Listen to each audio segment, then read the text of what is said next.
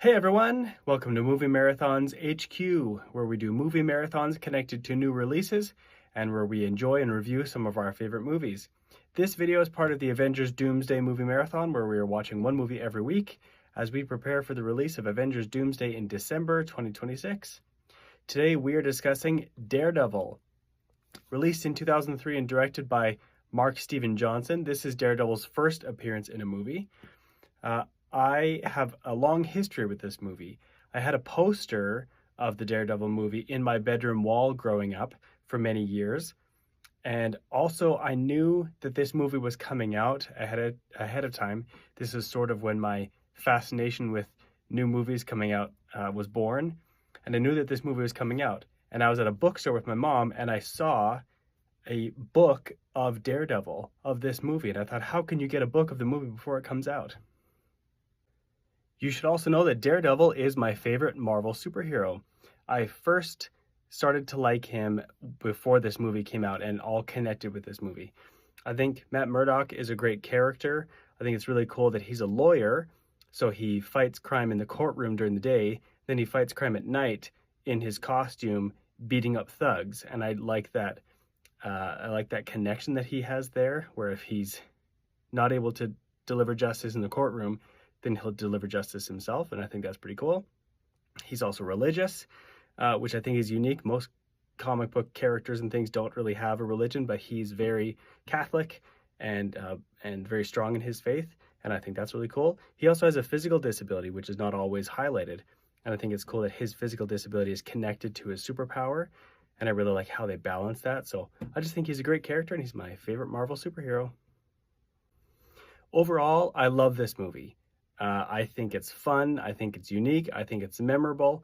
As I said, there's a lot of nostalgia in it for me, but I think it's really great. For positives, I'll mention the soundtrack, the fights, and part of the casting. And for negatives, I think some of the other casting that doesn't work, the tone, the editing, and some of the visuals in the movie are the negatives. Spoiler alert for Daredevil. Okay, so the first positive is the soundtrack. I often like to talk about the scores of movies if there's a particular score that stands out, but in this one, the soundtrack stands out in the, there's a lot of songs, a lot of needle drops that really work extremely well. The one that's most prominent for me is Bring Me to Life by Evanescence. That came out for this movie and attached to this movie, and that song rocks. It rocked in 2003. It still rocks now. And it just fits into the angst and sort of the emotion and sort of the feeling of the movie really well. There's also a lot of other kind of alt-rock type songs in the soundtrack that throughout the movie just really add to the storytelling. So I think it's got a great soundtrack. The second positive are the fight scenes. So they're not all perfect and they're maybe not all 10 out of 10, but there's some really inventive fight scene and really interesting fight scenes. One that some would call a negative, but I think it's really cool, is the playground fight scene between Matt Murdock, portrayed by Ben Affleck, and Elektra Natchios, portrayed by Jennifer Garner. It's right after they meet, and it doesn't really make sense that they just start fighting each other, but they do, and they're on playground equipment, and I just think they do cool things. There's a really awesome fight at the end with Daredevil and Bullseye, played by Colin Farrell, and it's really interesting how they use sound and how they use all these projectiles at each other.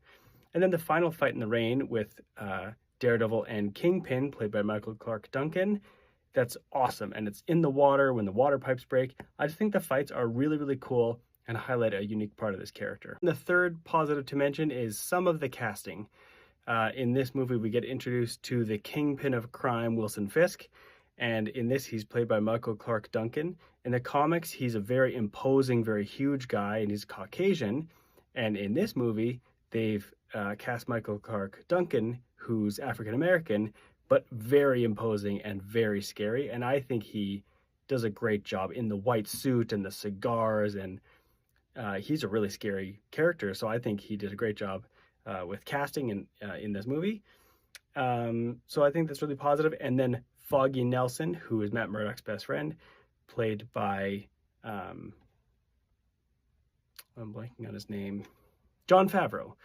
He and Ben Affleck have a lot of chemistry as Matt and Foggy, so I think there's some really good casting in this movie. Now for negatives, there's some other things of the casting. So Ben Affleck as Matt Murdock, to be honest, isn't great. I don't think he's terrible like some of the casting in the Fantastic Four we've talked about, but he just isn't great. Ben Affleck says that he took this role because he loves Batman in DC, but he never thought he'd get the chance to play Batman. And he kind of thought, who's the Batman of Marvel? Well, it's kind of like Daredevil. So he accepted the role of Daredevil, being like, I want to be in the superhero world, but Batman's never going to come my way. So that's fine. Whatever, actors are actors. It's really interesting that he ended up being Batman. And this is my hot take. Ben Affleck is the best Bruce Wayne we've ever had. Not the best Batman, but I think he did the best job as Bruce Wayne. Colin Farrell is very talented, but his characterization here is really weird and very campy and silly. And Jennifer Garner looks great. Her introduction, when she walks into that restaurant or diner or whatever, and she's going in slow-mo and her eyes are very obviously CGI greened, but she, I think, does a pretty good job, although the character should be Greek and she's not Greek at all. So it misses there a little bit. But anyways, there's some positives to the casting, but there's some negatives. And so the negatives are Ben Affleck isn't really great. Colin Farrell's character, he does a good job with the character, but the character's strange. And then Jennifer Garner looks really good and her action is really good, but the I don't know if she's the right fit for the character. Another negative is just the tone of this movie. It's pretty cheesy. And Bullseye especially, who's very charismatic, I guess, he just does a lot of weird things, very strange, socially strange things. And so that, and then some of the choices in how the movie progresses just seem cheesy, and some of the jokes are cheesy. So the tone is kind of all over the place. And for me, that's a negative. And then another negative is kind of to do with the editing. There are some scenes, particularly the playground fight scene, which I did say is a positive, but the editing in that scene is crazy. It's a lot of really short and fast edits, and it's kind of hard to see what's happening because it's going so fast. And so as an audience member, you're trying to figure out who's who and who's positioned in what way, but the editing's pretty strange. And throughout the whole movie, there's a lot of strange editing choices where it's hard to track what you should be looking at and what you should be seeing. And then kind of together with the editing, it's very physically dark and it's hard to see what happens. And I felt like I had to change the brightness on my TV settings multiple times to really see what was happening. So that's kind of part of a editing, directing kind of thing. So that's another negative. Now, how might Daredevil connect to Avengers Doomsday? Well, later on in the MCU, in Deadpool and Wolverine get sent to the Void, and while they're there, they come across Elektra. Now, whether that's this Elektra from Daredevil and Elektra or some other version, we don't know, but she is portrayed by Jennifer Garner, and she does survive at the end of that movie, so maybe we'll see her again. She's not confirmed on the cast list for Doomsday, but you never know. And then in the MCU, we have another Daredevil. So Charlie Cox portrayed Daredevil in Spider-Man No Way Home, just very briefly, as a lawyer. And then he's appeared in She-Hulk, the TV show on Disney+, and also on Daredevil Born Again, which is quite good.